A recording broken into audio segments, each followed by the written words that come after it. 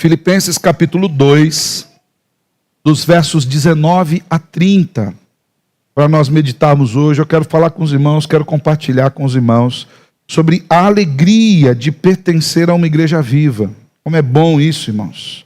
Eu não sei qual é a visão que você tem da igreja, mas eu quero ajudar você a calibrar um pouco a visão acerca da igreja, de quanto é bom participar de uma boa igreja. Pastor, o senhor está dizendo que a nossa igreja é uma boa igreja? O senhor pulou a lição 1 na nossa escola bíblica dominical, falando sobre presunção? Não pulei, acompanhei. Acho que fui até eu que dei essa lição. Não, foi o Rinaldo, a lição 2 sobre presunção. E não é presunção, irmãos. Pela graça de Deus, nós temos buscado a fidelidade ao Senhor. Nós vamos falar um pouco mais sobre isso. Filipenses capítulo 2, dos versos 19 até 30, onde o apóstolo Paulo fala da sua experiência com seus companheiros Timóteo e Epafrodito, ali na cadeia em Roma. Diz assim o texto das Escrituras: espero no Senhor Jesus enviar-lhes Timóteo o mais breve possível, a fim de que eu me sinta animado também ao receber notícias de vocês. Porque não tenho ninguém como este, com este mesmo sentimento e que se preocupe tão sinceramente por vocês. Todos os outros buscam seus próprios interesses e não os de Jesus Cristo. Quanto a Timóteo, vocês conhecem o seu caráter provado, pois serviu ao Evangelho junto comigo, como um filho trabalha ao lado do pai. Portanto, este é quem espero enviar, tão logo eu saiba como vai ficar a minha situação. Mas confio no Senhor, que também é o mesmo. Em breve irei até aí. No entanto, julguei necessário enviar-lhes Epafrodito, meu irmão, cooperador e companheiro de lutas, e da parte de vocês, mensageiro e auxiliar nas minhas necessidades. Ele tinha muita saudade de todos vocês e estava angustiado porque vocês ficaram sabendo que ele adoeceu. De fato, adoeceu e estava à beira da morte, mas Deus se compadeceu dele, e não somente dele, mas também de mim, para que eu não tivesse tristeza sobre tristeza.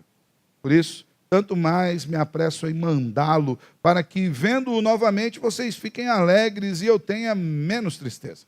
Recebam-no, pois, no Senhor com toda a alegria, e honrem sempre os que são como ele, porque por causa da obra de Cristo, ele quase morreu, arriscando a própria vida, para suprir a ajuda que vocês não podiam me dar pessoalmente.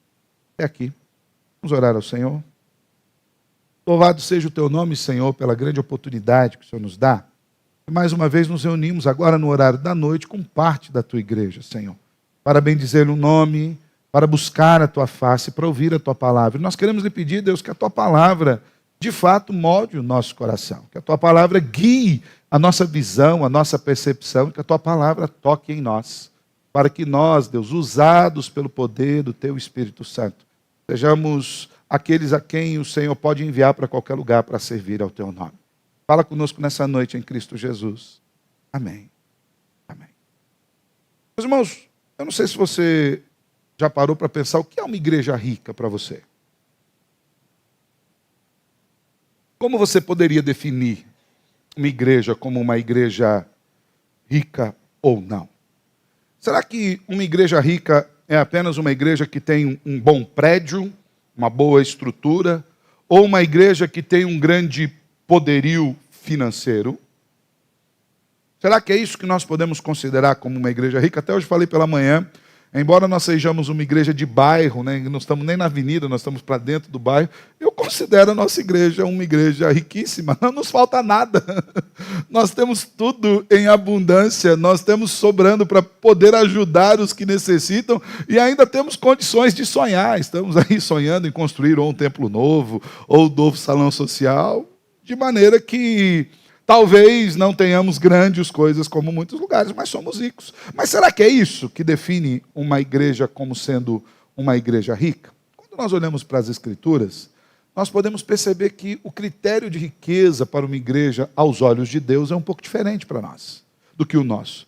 Nós olhamos, por exemplo, carta às igrejas do Apocalipse, uma que se achava rica, top demais, o Senhor falou, olha, eu aconselho que você reveja a sua percepção, porque você acha que é rica, que é abastada, que a sua roupa é muito bem alinhada, que você tem boas condições, mas eu aconselho que você compre de mim aquilo que você precisa, porque você é pobre, cego e nu. Ao passo que outra igreja, muito fraquinha, pequenininha, falava, Senhor, nós não temos força. E o Senhor fala, olha, vocês dizem que são fracos, mas vocês são ricos, porque eu estou com vocês. A riqueza de uma igreja, ela não se mede pelas suas posses ou pela sua estrutura, mas pela forma como ela se relaciona com Deus, pela fidelidade à palavra, em primeiro lugar, e também uma das grandes riquezas da igreja é ter gente disponível para servir a Cristo com muito amor.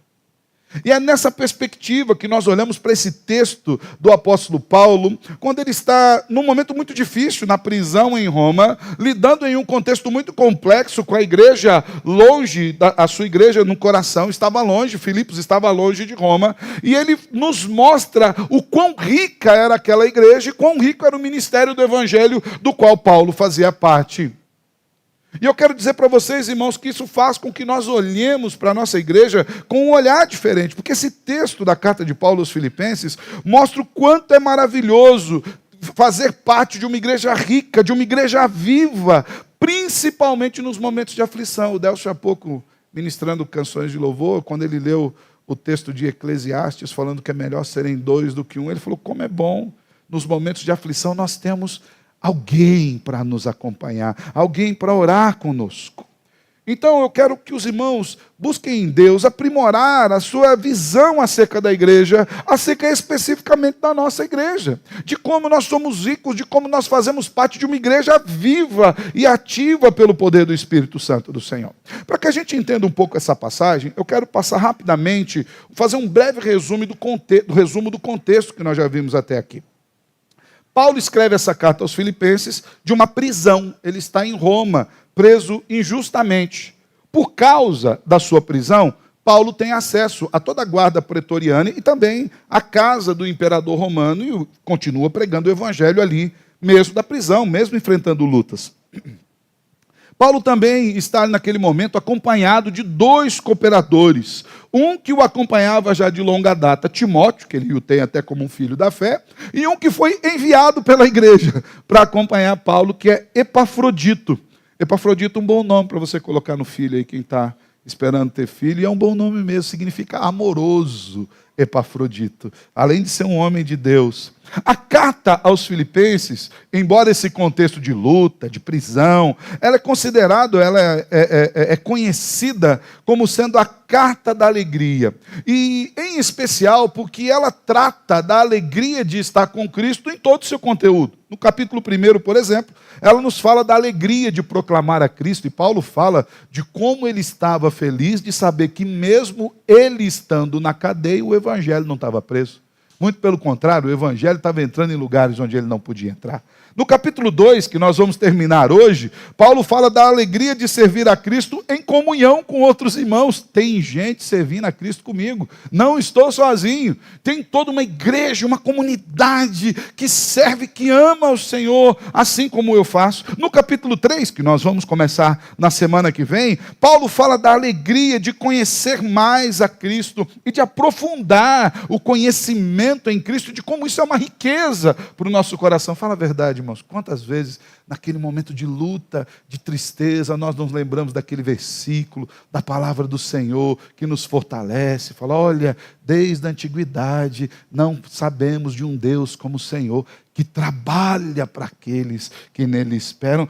É muito bom conhecer a Cristo, o Evangelho e a sua palavra. E por fim, no capítulo 4, Paulo fala da alegria de descansar a vida em Cristo Jesus, de poder levar para Cristo seguramente as nossas necessidades, as nossas ansiedades e as nossas aflições. Paulo, ele tinha essa convicção muito clara de que Cristo supriria todas as coisas. Uma vez que a gente entendeu um pouco mais esse contexto, falando sobre a alegria de pertencer a uma igreja que é viva, para que a gente volte um pouco mais para o texto, Paulo, ele tinha esperanças de enviar Timóteo dentro de pouco tempo com notícias da decisão da corte acerca da sua prisão. Lembra, ele estava preso, ele tinha o desejo de voltar para Filipos. Ele falou, olha, eu gostaria muito de enviar Timóteo. Mas enquanto isso não acontece, Paulo está enviando de volta Epafrodito.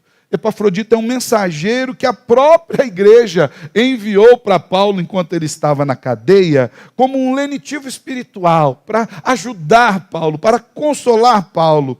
E para aliviar a preocupação dos irmãos, ele resolve enviar Epafrodito. E nessa perspectiva, nós aprendemos 3 grandes lições acerca da alegria de pertencer a uma igreja que é viva, a uma igreja que é rica. E a primeira dessas lições é que quando nós pertencemos a uma igreja assim, ou seja, uma igreja que é viva e rica, é uma igreja que tem irmãos disponíveis para servir. Perceba, Paulo fala, olha, eu queria enviar Timóteo, agora eu não posso, mas eu tenho outro para enviar. Eu tenho Epafrodito. Olha o verso 19, se você não está com a sua Bíblia aberta, acompanhe, seja no celular, ou no gadget, ou no papel mesmo. Mas olha o que nos diz o verso 19. Paulo diz assim, espero no Senhor enviar-lhes Timóteo o mais breve possível, a fim de que eu me sinta animado e também ao receber notícias de vocês. Mas no versículo 25 ele diz o seguinte, no entanto, julguei necessário enviar-lhes Epafrodito, meu irmão, cooperador e companheiro de lutas, e da parte de vocês, mensageiro e auxiliar nas minhas necessidades.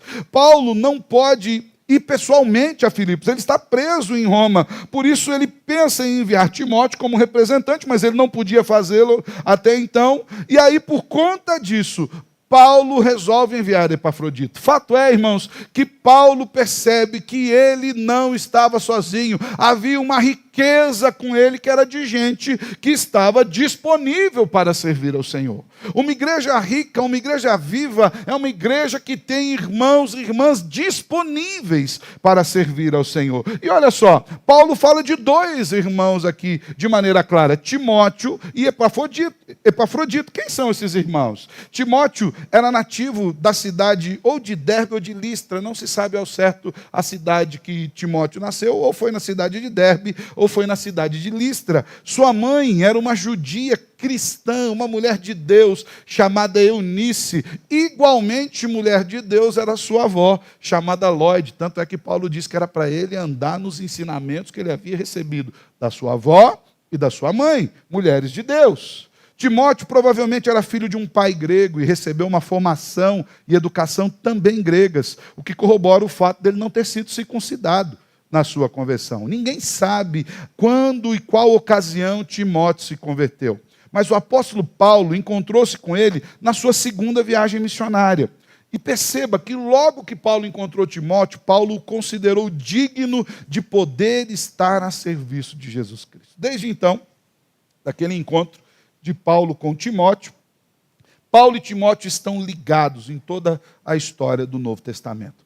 Paulo fala dele como um filho no Senhor, 1 Coríntios 4,17, nós vemos isso. Timóteo ainda estava com Paulo em Filipos, Atos 16 vai dizer isso. Estava com Paulo em Tessalônica e Bereia, Atos 17 também vai dizer isso. Depois de Corinto, em Éfeso, Timóteo estava também com Paulo, e na prisão em Roma, como nós estamos vendo aqui em Filipenses, ali estava Timóteo. Timóteo associou-se a Paulo ainda na escrita de pelo menos 5 cartas que nós temos no Novo Testamento. Timóteo estava com Paulo, ajudando Paulo, auxiliando Paulo na escrita da primeira e da segunda carta aos Tessalonicenses, da segunda carta aos Coríntios, da carta aos Colossenses e dessa carta aos Filipenses que nós estamos estudando. E quando Paulo escreveu para a igreja de Roma, carta aos Romanos, Timóteo se uniu a ele, incluindo na sua saudação. Você vai perceber que Paulo falou de Timóteo, Romanos 18, 21. Mas o grande serviço de Timóteo consistia na sua disponibilidade. Não obstante a toda essa aproximação, a todo esse currículo de serviço que Timóteo prestava ao evangelho a Paulo, a grande qualidade de Timóteo é que ele era um homem disponível. Quando Paulo desejasse informações sobre uma igreja, ou queria enviar um conselho, um alento, um assessoramento, ou até mesmo uma repreensão, e ele não pudesse ir pessoalmente, ele enviava Timóteo. E ele sabia que a situação seria resolvida. Timóteo foi enviado a Tessalônica, foi enviado a Corinto, foi enviado a Filipos, como nós vemos aqui nessa carta. Sabemos, enfim, que Timóteo caiu também na prisão com Paulo. Onde Paulo estava, Timóteo estava disponível para poder servir. Timóteo era de suma utilidade, porque ele podia ser enviado a qualquer lugar e sempre estava disposto a ir. Nas mãos de Timóteo, Paulo sabia que a mensagem estava tão segura como se estivesse nas suas próprias mãos. Então perceba, irmãos, havia um homem preparado para isso e disponível para isso. Alguém com quem Paulo poderia contar, mas não era apenas Timóteo. A riqueza não vem apenas de um, havia um outro. Na impossibilidade de enviar Timóteo, Paulo tem um outro servo precioso para o envio. E esse servo é o Epafrodito. Tal qual Timóteo, Epafrodito era um servo qualificadíssimo. Vejamos algumas questões acerca de Epafrodito. Epafrodito era um líder espiritual da igreja de Filipos. Haja vista que no momento em que a igreja precisava ou queria saber informações do apóstolo Paulo e que a igreja levantou uma oferta para levar para o apóstolo Paulo na cadeia, aquele que se dispôs e foi levantado para a igreja para fazer isso foi Epafrodito. Era uma das lideranças ali. Ele foi comissionado por aquela igreja com o fim de levar um donativo, e veja bem, não apenas levar um donativo, mas dele mesmo ser um assistente de Paulo. Perceba, irmãos, nós estamos falando do apóstolo Paulo, o maior teólogo de todo o Novo Testamento e talvez um dos maiores teólogos de toda a história da igreja. Eles enviam Epafrodito para ser uma ferramenta de consolo e fortalecimento espiritual para Paulo. Era um líder preparado. Durante o desempenho do seu serviço, Epafrodito ficou doente. Seus amigos filipenses ouviram acerca da sua enfermidade e ficaram preocupados. E aqui nos levanta os olhos para mais uma questão acerca de Epafrodito. Epafrodito era um homem amado pela igreja. Quando os irmãos souberam da doença, eles falaram: Epafrodito. Diga-se de passagem, eles ficaram em desassossego. Se você for ler a carta aqui aos Filipenses, o texto que nós lemos aqui diz que eles estavam muito aflitos, preocupados. Graciosamente, Deus restaura a saúde de Epafrodito. O que acontece com Epafrodito? Ele anseia ardentemente voltar para a igreja de Filipos, não para se livrar do problema, mas para tranquilizar os irmãos. Outra qualidade de Epafrodito: ele também era um homem que amava a igreja. Ele era amado pela igreja, mas ele amava demais a igreja. Ele queria acalmar o coração daqueles irmãos que estavam preocupados com ele. Então Paulo o envia de volta até Filipos e solicita que a igreja receba Epafrodito de maneira calorosa, com um bem-vindo ao lar. Que bom que você está de volta. E com toda a probabilidade foi Epafrodito que levou a carta aos filipenses. Veja bem, Paulo destaca a riqueza de, mesmo na cadeia, ter servos do Senhor para servir no Evangelho. Pela graça de Deus, irmãos, nós temos aqui na nossa igreja vários irmãos e irmãs dispostos a servir ao Senhor. Mas a grande questão não é isso. Temos essa riqueza. Agora a questão é: será que você faz parte dessa riqueza? Será que, se nós precisarmos de você, dos seus dons, dos seus talentos, será que, se nós precisarmos da sua disponibilidade particular para qualquer demanda da igreja, nós poderíamos também contar com você? Nós poderíamos ainda enriquecer mais esse ministério da igreja? Porque é isso que importa para nós. Fazemos parte de uma igreja viva, fazemos parte de uma igreja rica, louvado seja Deus, aleluia, mas o quanto nós contribuímos para que essa riqueza aumente? E aqui nós não estamos falando de dinheiro. Eu falo que toda igreja saudável, a última coisa que ela precisa falar é de dinheiro. Na verdade, quando nós falamos de dízimo e oferta, nós falamos exatamente para que os irmãos entendam qual é o papel bíblico dessa igreja. E como esses dízimos e essas ofertas têm uma influência na sua espiritualidade, mas não de outra forma para angariar fundos. Nós devemos nos alegrar, irmãos, porque nós fazemos parte de uma igreja rica, de uma igreja viva, de uma igreja que tem irmãos disponíveis para o serviço. Pela graça de Deus, nós temos vários professores de escola bíblica dominical, nós temos vários presbíteros, vários diáconos. Hoje nós temos o maior quadro de presbíteros e diáconos que nós já tivemos aqui na nossa igreja. Nós teremos eleição de diáconos no próximo ano. Eu perguntei para o presidente da Junta Diaconal: e aí, como é que está? Vocês precisam de mais diáconos? Pastor, não precisa. Nós estamos supridos. E algo me chamou a atenção. Eu falei: não, pastor, não precisa levantar mais diáconos, porque porque a nossa escala já está de uma forma que a gente só serve uma vez por mês. Se colocar mais diácono, a gente vai servir uma vez a cada 45 dias. É muito tempo, pastor. A gente quer servir mais. Nós estamos bem supridos. Nós estamos supridos de irmãos que estão dispostos a levantar de madrugada e vir orar aqui uma vez por semana. Uma vez por mês, por assim dizer. Nós estamos supridos de irmãos que têm servido, dando uma carona, fazendo uma visita. Nós pertencemos a uma igreja que é extremamente rica, a uma igreja que é viva, mas em que nós temos colaborado para que isso ocorra. Como nós temos aumentado essa riqueza, essa vivacidade. Se eu precisarmos de você, você está disponível. Porém, uma igreja viva e uma igreja rica não tem apenas servos disponíveis, embora isso seja uma maravilha, mas o texto nos mostra também que uma igreja rica, uma igreja viva, é uma igreja que tem irmãos capacitados no poder do Espírito Santo. Não são apenas disponíveis, mas estão habilitados, capacitados a servir na obra do Senhor. Embora Paulo louvasse a Deus por ter irmãos disponíveis para esse serviço, ele ressalta ainda que esses irmãos estavam habilitados a servir. Vejamos aquilo que nos é dito de Timóteo, que está ali dos versos 20 até o verso 22, você pode ir acompanhando na sua Bíblia. A partir do verso 20, Paulo diz: porque não tenho ninguém como esse, com esse mesmo sentimento. Ou seja, Timóteo era um homem com um sentimento superior aos irmãos. E quem coloca esse sentimento em nós, irmãos? O Espírito do Senhor. É o Espírito que nos move a amar a igreja. Todo aquele que tem o Espírito Santo de Deus agindo em si, ama a igreja. Cantamos aqui: eu prefiro estar na casa do Senhor. Para aquele que tem o Espírito Santo de Deus, estar na igreja não é peso, é alegria, é consolo. Aquele que tem o Espírito Santo de Deus, ninguém precisa ficar falando para ele: vamos no culto, vamos no culto, vamos no culto. Ele vai no culto. É automático, é natural. Tal qual ele come de manhã, no almoço, ele janta. É tudo muito natural para ele. Porque o Espírito de Deus faz com que ele se sinta à vontade naquele lugar. E se ele não estiver ali, ele sente falta, porque ele é movido por esse Espírito. Paulo diz: olha, das pessoas que estão aqui ao meu redor, é importante nós lembrarmos que lá no capítulo 1, Paulo diz que quando ele estava aprisionado, o evangelho começou a ser pregado. Alguns pregavam por amor a Cristo e outros não.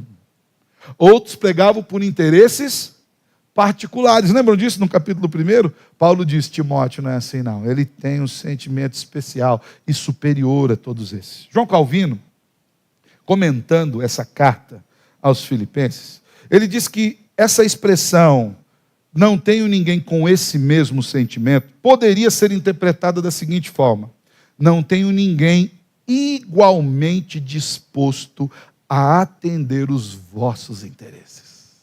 É como se Paulo estivesse dizendo: irmãos, quando eu levantei aqui e perguntei: alguém quer ir? O primeiro que se levantou, disposto a servir a igreja, era Timóteo. Ele tem esse sentimento. Outro aspecto acerca de Timóteo: ele era um homem que tinha um cuidado sincero pela igreja. Versículo 20 ainda: que se preocupe tão sinceramente com vocês. A palavra sincero aqui, ela é uma tradução da palavra grega gnésios, que também vem ali do nome Genésio, né? Deu origem ao nome Genésio, que significa verdadeiro. Paulo diz: Timóteo tem um sentimento verdadeiro pela igreja. Não é falso, não é algo fabricado. Ele não está indo lá para que a igreja olhe para ele e fale: ó, Timóteo aqui. Ele vai porque ele ama a igreja. Ele está habilitado a Deus por isso. E mais, ele visa a glória de Cristo, versículo 21. Todos os outros buscam seus próprios interesses, não o de Jesus. Não é o caso de Timóteo. Outros podiam ser consumidos pela ambição egoísta e preocuparem-se apenas com seus próprios interesses. Então, peraí, deixa eu ver qual que é aquela igreja. Aquela igreja é famosa? Então, não, aquela igreja é pequena, nem vou. Eu lembro que há muito tempo atrás, mas acontece ainda hoje, mas há muito tempo atrás, alguns irmãos queridos estavam para fazer uma programação evangelística, tá? Meu coração pecaminoso fica doido de vontade de falar o nome do pastor, mas eu não vou falar. Então vou deixar você curioso. E convidaram um pastor famoso, que até a época estava envolvido com política. para ele vir pregar naquele evento evangelístico da igreja. A pergunta do pastor: quantas pessoas estarão lá? Ah, pastor, acho que vão ter umas 2 ou 3 mil pessoas. É gente. É um evento na rua, assim. É gente. Para chuchu falar, não, para 2 ou 3 mil pessoas eu não vou. É um evento pequeno para mim. E não foi mesmo. E não foi mesmo. Paulo diz que Timóteo não estava preocupado com isso. A preocupação de Timóteo era com a glória de Cristo. Não era com seus interesses. Não era em aparecer. Timóteo tinha um único desejo, que era servir a Paulo, a Cristo e a igreja. Onde quer que precise enviar, eu vou. Eu vou para a cadeia com você. Eu vou. Onde Cristo precisa de alguém que o sirva com dignidade e amor, eu vou. Que age por causa de Cristo, irmãos, é só o Espírito de Deus que nos move a agir por causa de Cristo. Diz mais sobre Timóteo. Versículo 22. Quanto a Timóteo, vocês conhecem o seu caráter aprovado. É a ideia de alguém que já viveu no meio da igreja, deu um bom testemunho, a ponto da igreja olhar para aquela pessoa e entender: esse a gente pode enviar. Esse foi aprovado. É a ideia de alguém que aprendeu a lição, os professores sabem disso, aprendeu uma lição que foi dada, e na hora em que ele foi colocado à prova, ele passou pela prova.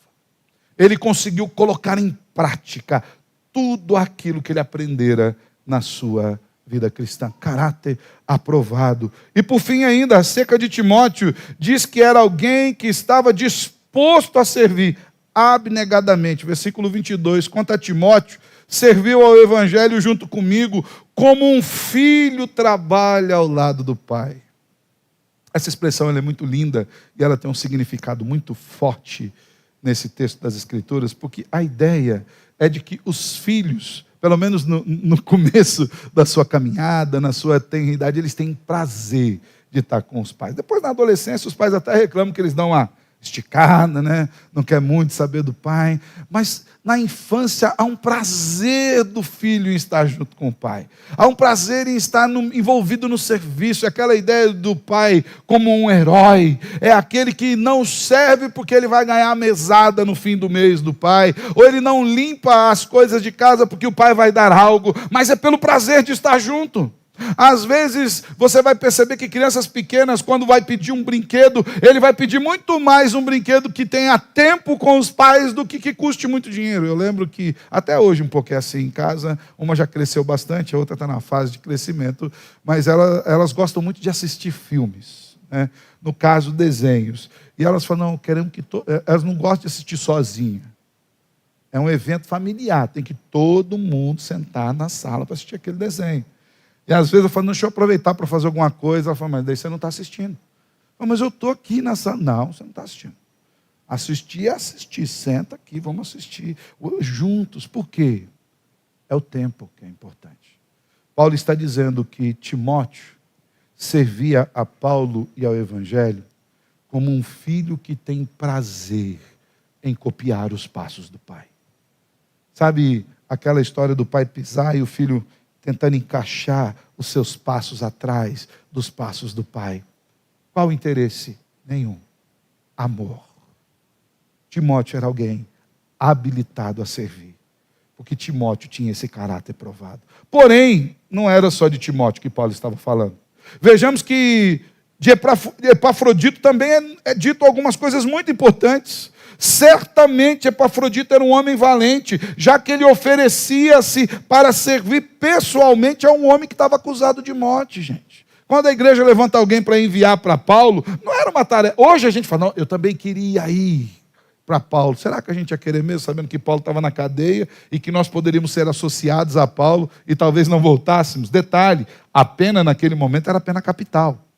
Tanto que Paulo morreu decapitado depois em Roma.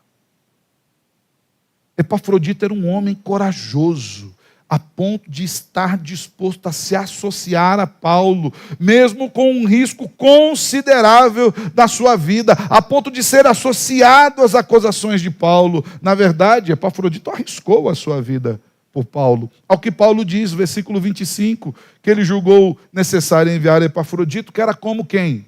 Um irmão. Não é amigo, não é um companheiro, é um irmão. Lembra quando nós estudamos a carta aos Hebreus, que nós falamos sobre como nós devemos perceber a nossa irmandade? Nós somos irmãos consanguíneos. Pastor, não, nós não nascemos todos do mesmo pai. Nós nascemos todos do mesmo sangue, o sangue de Cristo Jesus. Nós somos unidos na mesma graça. Nós não somos irmãos de consideração. Nós somos irmãos de verdade. Paulo olha para Epafrodito, para todo seu destemor em servir, e fala, esse é meu irmão. Paulo diz mais, ele é um cooperador na obra de Deus. E a ideia de cooperador aqui, irmãos, cooperador vem do grego sinergos, que significa alguém que trabalha junto, alguém que se envolve no trabalho do outro para aliviar a carga do outro. Epafrodito é aquele que vocês enviaram para mim, e ele não apenas me serve, mas ele alivia as minhas cargas. Não é um homem comum. Não é um homem que estava simplesmente disposto a trabalhar. Era alguém que estava disposto a servir. Paulo diz mais. Diz que Epafrodito era um companheiro de lutas. Alguém que estava disposto a sofrer por causa de Cristo. Alguém que estava disposto a embraçar o escudo da fé, a espada do Espírito e até mesmo morrer lutando pela fé cristã. Ainda sobre Epafrodito, Paulo fala, ele chegou para mim como um mensageiro. A igreja que enviou Epafrodito. E a palavra mensageiro aqui é uma tradução do termo grego apóstolos. Olha que interessante isso. Nós entendemos que o apostolado bíblico, com a questão da autoridade, repousa sobre aqueles 12 primeiros homens e depois sobre o apóstolo Paulo. Mas a palavra apóstolo, no grego original, ela tem o sentido apenas de mensageiro, não mensageiro comum, mas alguém que recebeu uma missão determinada e cumpriu cabalmente a missão que ele recebeu. Porém, quando Paulo utiliza esse termo apóstolo para referir-se a Epafrodito, Paulo está dizendo que Epafrodito estava junto com ele e com todos os apóstolos, unidos espiritualmente no trabalho da obra de Cristo. Vocês não me enviaram apenas um homem, vocês enviaram um homem envolvido na obra a ponto de dar a vida, um apóstolo como nós. Paulo diz mais de Epafrodito. Diz que ele era um auxiliar nas necessidades. E aqui também nós temos um outro termo muito lindo para essa ideia de auxiliar, porque auxiliar das necessidades vem do termo grego liturgos. Paulo é aquele que veio fazer a liturgia para me aproximar de Cristo. A gente lida um pouco com o termo liturgia, mas, por exemplo, todo culto tem uma liturgia. Já parou para pensar por que nós temos a liturgia como é? Nós lemos um salmo, porque a Bíblia manda que nós cantemos salmos, hinos, cânticos espirituais. A Bíblia diz, ordena que no culto tenha salmos. Nós obedecemos e lemos um salmo. A Bíblia ordena que nós cantemos louvores ao Senhor, e nós cantamos louvores ao Senhor. A Bíblia fala de dízimos, de ofertas, e nós temos. A Bíblia fala do momento de contrição, de quebrantamento, arrependimento, e nós temos. A Bíblia fala da palavra pregada, e nós temos. A Bíblia fala da bênção sobre os irmãos, e nós temos. E isso é um serviço espiritual. A liturgia do culto, desde a escolha da primeira leitura até o final, a bênção, é um serviço espiritual que leva os irmãos a entenderem a mensagem central do culto. Paulo diz, vocês me enviaram Epafrodito como um liturgo, alguém que serve de maneira espiritual a fortalecer a minha vida. Alguém para quem eu olho e vejo a graça de Cristo manifesta sobre ele, sendo um serviçal a mim. Alguém que serve como alguém que serve a um rei, como um sacerdote oferece um serviço espiritual. Detalhe, irmãos, quando Paulo diz isso, Paulo está dizendo que ele estava sendo fortalecido espiritualmente pela presença do Epafrodito. E ainda mais, o texto diz que Epafrodito era alguém que amava os irmãos. Versículo 26. Ele tinha muita saudade de vocês e estava angustiado porque vocês ficaram sabendo que ele adoeceu. Era alguém que tinha saudade do povo de Deus, que queria estar com a igreja de Deus.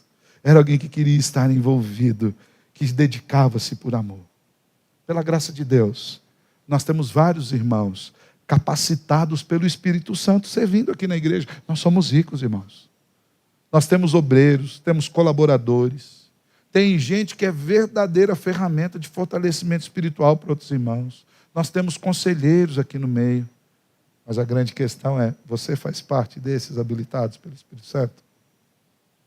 Se nós precisássemos hoje levantar alguém com essas habilitações do Espírito Santo, alguém provado, alguém que ama a igreja de verdade, alguém corajoso, disposto a dar a vida, alguém que é um companheiro nas lutas pelo Evangelho, um mensageiro fiel, a gente pode contar com você? A igreja está rica dessas pessoas, mas você pode enriquecer mais esse quadro. A alegria de fazer parte de uma igreja rica e viva faz com que nós desfrutemos dessas verdades, mas também nos convoca a fazer parte dessas verdades. E por fim, o apóstolo Paulo fala da alegria de pertencer a uma igreja viva, uma igreja que é rica, porque uma igreja que é rica e uma igreja que é viva tem no seu quadro irmãos, homens e mulheres, que são dignos de honra diante do Senhor. E quando eu falo digno de honra, irmão, não é para ninguém chegar, olha, chegou lá o iluminado. Não é disso que as Escrituras dizem. Hoje as pessoas confundem um pouco isso, né? Eu lembro-me que, muitos anos atrás, eu fui num congresso de pastores. Já falei para vocês do desprazer desse congresso. Onde o preletor falou, olha, irmãos, a sua igreja tem que te honrar.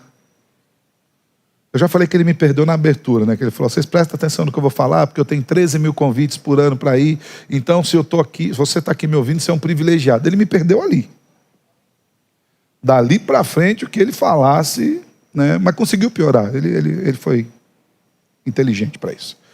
Ele falou, não, a igreja tem que te honrar, porque na minha igreja tem um estacionamento para mim, um estacionamento para minha mulher e um estacionamento para os meus filhos. Nem tem tudo isso de carro. Será que é isso que é honrar? A Bíblia diz que não é desse tipo de coisa que a gente precisa tratar. Versículo 29, Paulo diz assim, quando ele envia Epafrodito, recebam-no, pois, no Senhor, com toda a alegria, e honrem sempre os que são como ele. Quem são esses homens? Como Epafrodito. Paulo destaca a importância da igreja reconhecer, sim, o serviço daqueles que ministram no seu meio. Mas que serviço é esse? Irmãos, a igreja não deve fazer como o mundo faz. O mundo honra aqueles que são inteligentes, famosos, ricos, poderosos, que têm um grande status quo, aqueles que vestem uma roupa com uma boa marca, que andam com um bom carro, têm um bom serviço, moram num bom bairro, têm uma boa casa. A igreja não age dessa forma. Paulo indica que a igreja deve honrar aqueles que dão a vida por causa de Cristo. Esses são dignos de honra. Dignos de honra não são aqueles que se enriquecem na causa de Cristo, são aqueles que se entregam pela causa de Cristo, indo aonde aqueles irmãos ou eu e você não podemos ir. Paulo diz isso, eu estou enviando esses irmãos, porque eles podem ir onde eu não posso ir. Missionários, por exemplo, gente que está lá do outro lado do mundo servindo ao Senhor. Eu fui muito impactado quando eu fiz uma viagem missionária para Angola. Eu fui lá para dar aulas. E depois de 14 dias eu voltei aprendendo muito mais do que eu ensinei. Aprendi que o campo missionário não é para qualquer um. Aprendi que para você estar lá você tem que ter um chamado. Aprendi que é debaixo de muita oração. Aprendi que às vezes você passa noites de solidão. Aprendi que muitas e muitas vezes há lágrimas, há choro. Aprendi que há carestia no campo. Porque muitas igrejas se comprometem em enviar o donativo, mas ele não chega. Não em Angola, mas eu lembro-me quando eu era bastante jovem ainda, numa escola de verão, conheci um missionário e ele disse que depois de um dia de serviço muito desgastante, onde ele recebeu muitos nãos, e ele estava muito triste, distante da família, passando carestia no campo missionário, mas ele estava firme. Ele chegou em casa e falou, tudo que eu preciso agora é de um bom banho. Quando ele entrou no banheiro, já tinha tirado sua roupa, e ele olhou lá para a saboneteira, não tinha um sabonete, e ele desabou. Depois de tudo que ele passou no dia, quando ele olhou aquilo sem sabonete, ele chorava. Ele disse que ele abriu o chuveiro e a água descia, e ele chorava, e ele chorava, e ele chorava. Eu falei: Deus, depois de te servir o dia inteiro, ninguém queria te ouvir, eu estou longe da minha casa, estou longe da minha família, não tem ninguém comigo, eu não tenho um sabonete para tomar banho. Outro dia de manhã, depois de quase se afogar nas lágrimas à noite, ele acordou e sentiu no coração: vai no banco. A agência era o Bradesco à época. Ele levantou todo animado e foi para o banco, imaginando que, sei lá, uma oferta especial e tal. Ele chegou no caixa do banco e ele falou para o caixa: eu quero tirar tudo que eu tenho aí, tudo que chegou e eu tenho aí na minha conta. O moço olhou lá para o computador, olhou para ele, sim.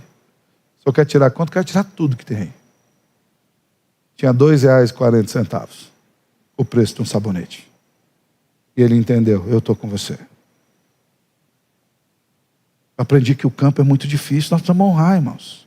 Como nós honramos os missionários? Orando por eles, nos envolvendo na causa deles. Você recebe lá um aviso do missionário, ora por ele, sendo fiéis aos compromissos que assumimos. Se nós falamos que vamos dar 10, nós vamos dar 10. Se falamos que vamos dar 100, nós vamos dar 100. Se falamos que vamos dar 1000, nós vamos dar 1000. Porque aquele irmão que está lá no campo, ele confia que nós somos um braço aqui. E lá é a extensão do campo.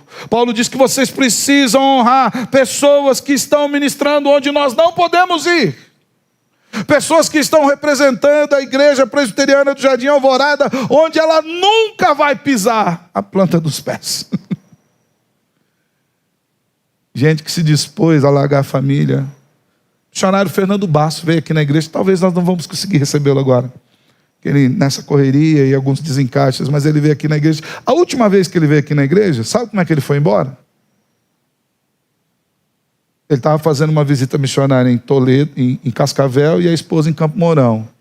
A esposa teve um problema de saúde grave, foi internada em Campo Mourão fazendo a cirurgia, e ele com a cirurgia marcada em Toledo. Ele dentro do hospital, ela no outro hospital. E 15 dias depois eles tinham que embarcar para voltar para Madagascar. E ele subiu naquele avião chorando. Será que é isso que o Senhor quer de nós? E ele e a Janaíne, sua esposa, choraram. E o avião decolou e eles choraram. Tão logo eles pisaram os pés nas tribos bar, eles falaram: é aqui que o Senhor nos quer. É aqui mesmo. A gente precisa honrar pessoas assim, irmãos. Pastores, líderes que se desgastam pelo evangelho. E não se engane, irmãos. Nós não podemos ser clericais, mas não, o pastor é intocável, aquele negócio de ungir do seu pastor é um servo de Deus, um crente igual a você, pecador igual a você, que precisa da mesma graça de você, mas que um dia ele ouviu um chamado, e ele decidiu ouvir esse chamado, e em obediência largou tudo, foi estudar e seguir a vida. Mas não se engane, tem muita gente que está no púlpito por profissão. Ele está lá porque pagam ele, deixou de pagar, ele nem prega. Já tem sindicato de pastores em São Paulo. Conversava até com o Rinaldo ontem, se eu não me engano. Sabia disso, que tem sindicato de pastor e que esses dias não, alguns anos atrás, intentaram fazer greve. Eu imagino essa situação. Seria cômico se não fosse trágico. Você entende isso?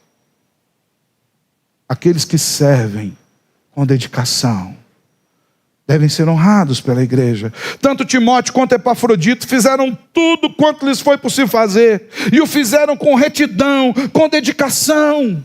Epafrodito, por exemplo, estava disposto a dar a vida pelo evangelho. No versículo 30 diz que por causa da obra de Cristo ele quase morreu. E tem uma expressão ali, arriscando a própria vida. E essa expressão não está aí à toa, irmãos. Essa expressão deriva da palavra grega parabolemai, que significa aquele que cumpre as suas obrigações a ponto de dar a vida mesmo.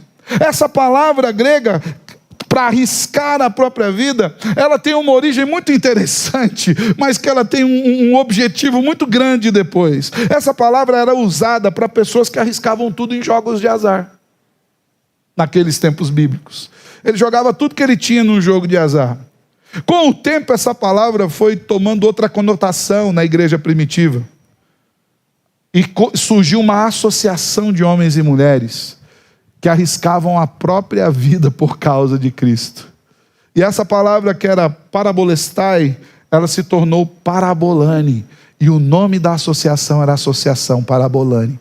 Aqueles que estão dispostos a arriscar a vida por causa de Cristo. E essa associação da igreja primitiva era composta de gente que tinha o propósito de visitar os missionários que estavam na prisão, ao risco de ficar preso com eles, e visitar os irmãos cristãos que estavam prostrados por enfermidades, às vezes infecciosas, que poderiam matá-los. Gente que está disposto a dar a vida por Cristo. Por volta dos anos 1800, surgiu um movimento missionário na Inglaterra, chamado de missionários on way, ou seja, missionários só de ida, que só vai, não volta.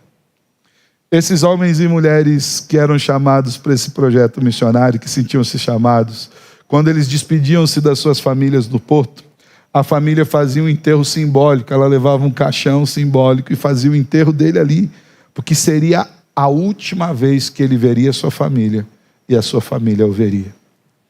Dentre esses missionários, um jovem A.W. Milne foi chamado pelo Senhor para servir.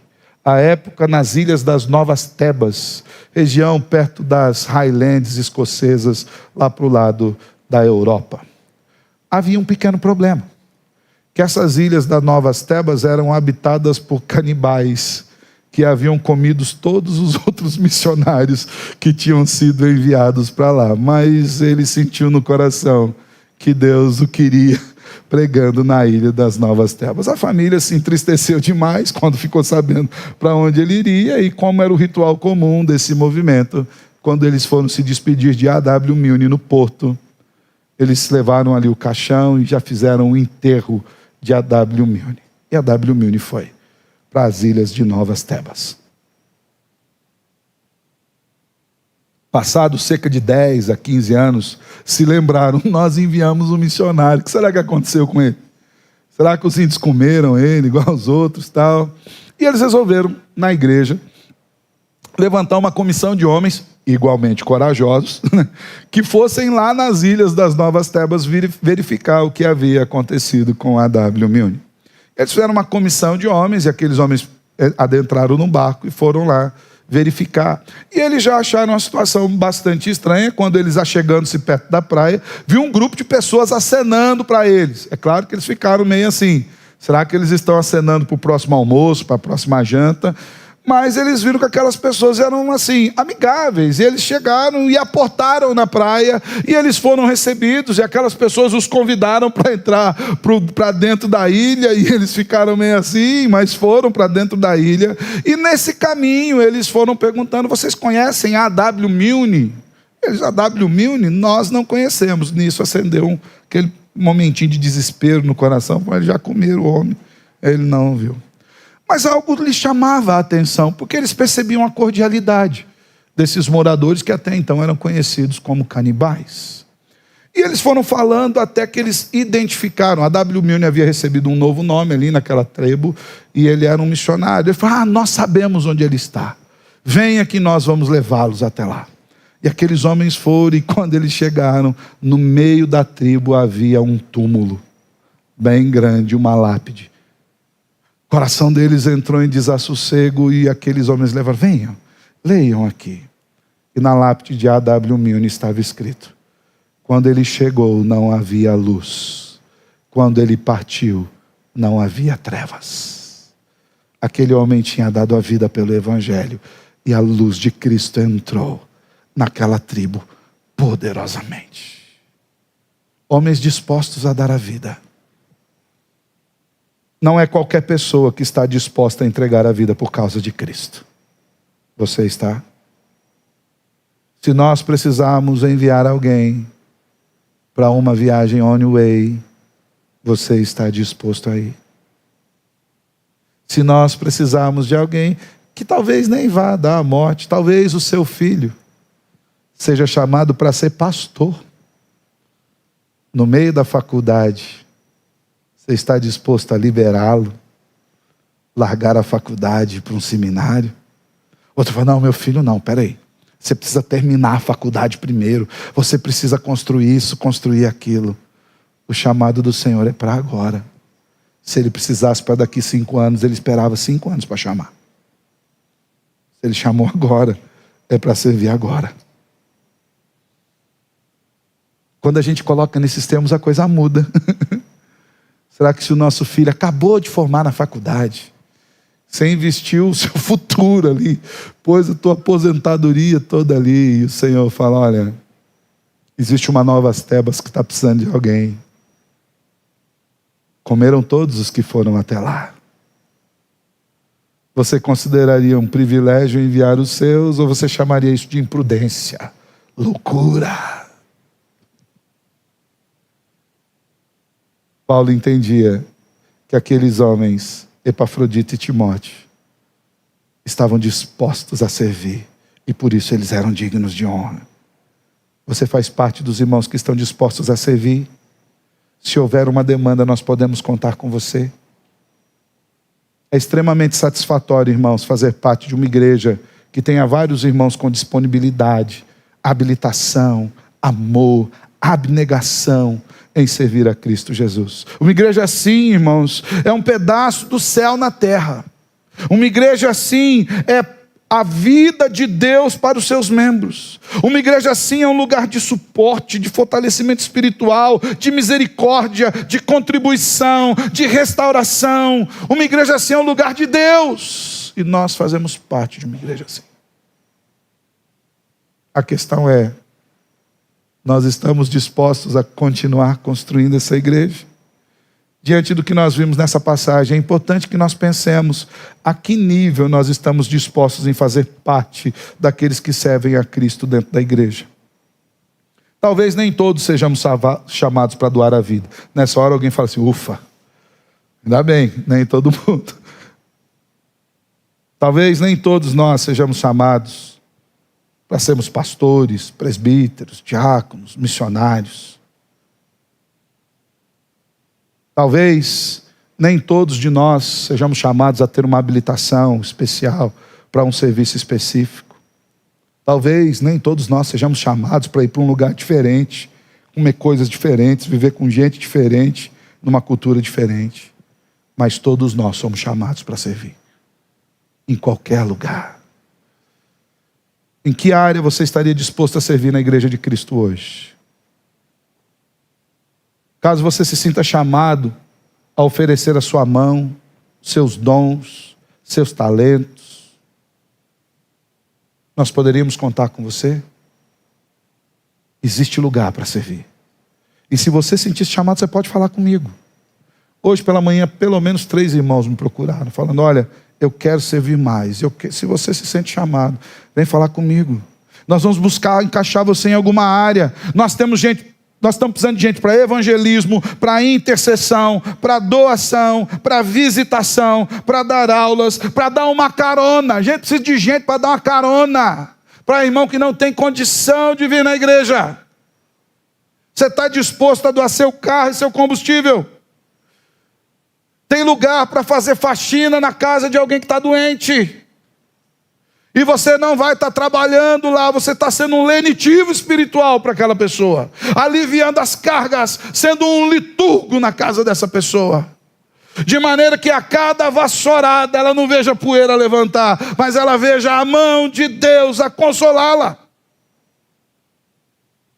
Precisamos de gente para visitar, para receber um visitante na porta da igreja, quando ele chega, estender a mão, dar um abraço, dizer que bom que você está aqui. O meu desejo é que o evangelho entre no seu coração hoje.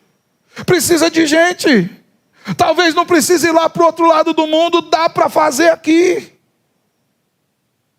Para oferecer um lugar para alguém sentar, senta aqui, no meu lugar, para verificar se a pessoa está com Bíblia ou não, e falar, olha, lê a Bíblia aqui comigo.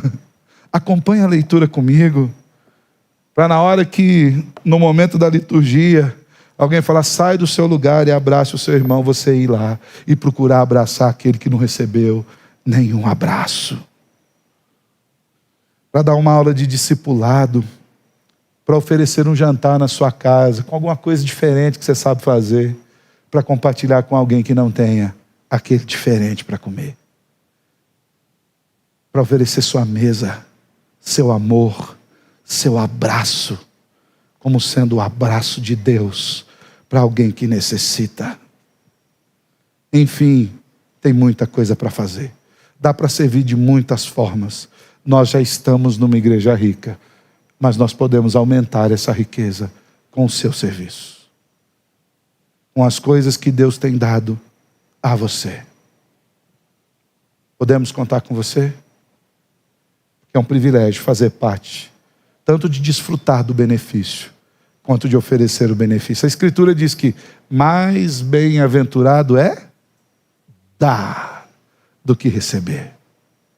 Já parou para pensar por que disso? Ninguém dá do que não tem. Você só dá daquilo que Deus colocou nas suas mãos. Que o Senhor nos use com graça. Que o Senhor nos faça olhar para a igreja com graça. Que o Senhor nos chame a servir a igreja com graça. Em nome de Cristo. Amém? Feche seus olhos, quero orar com você. Te louvamos, Pai, pela Tua palavra. Te louvamos pelo poder do Teu Espírito agindo em nós. Te louvamos, Senhor, pela Tua graça, pela Tua bondade. Te louvamos, Deus, pela Tua misericórdia que se renova sobre nós a cada manhã. Te louvamos pela igreja a qual pertencemos, Senhor. Cheia de homens e mulheres que servem nas mais diversas áreas para a glória do Teu nome. Te louvamos porque sabemos que o Senhor ainda vai levantar mais pessoas para servirem, para alcançar mais corações, para que o Teu nome continue sendo glorificado em todos os lugares. Obrigado, Deus, por tudo aquilo que o Senhor nos tem dado. Em nome de Jesus que oramos. Amém. Glória a Deus. Amém. Irmãos,